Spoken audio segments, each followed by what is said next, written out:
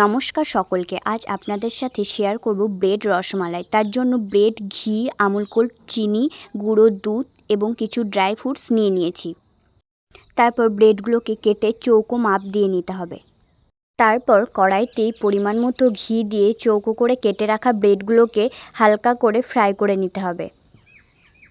তারপর কাজু ও কাঠবাদামগুলোকে একটু ভেজে নিতে হবে। একটু ঘি নিয়ে তার মধ্যে আমুল গোল্ডটাকে দিয়ে দিলাম, তারপর গুঁড়ো দুধ দিয়ে দিলাম, চিনি দিয়ে দিলাম এবং দুটো ছোট এলাচ দিয়ে দিলাম। তারপর একটুক্ষণ জাল দিয়ে নিতে হবে। তারপর দুধটা ঘন হয়ে এলে তার মধ্যে সেই ভেজে রাখা কাজু ও কাঠবাদামগুলোকে দিয়ে দিলাম। তারপর দুধটা ভালো রকম ফুটে ঘন হয়ে এলে চৌকো করে ভেজে রাখা ব্রেডগুলোর ওপরে দিয়ে দিতে হবে।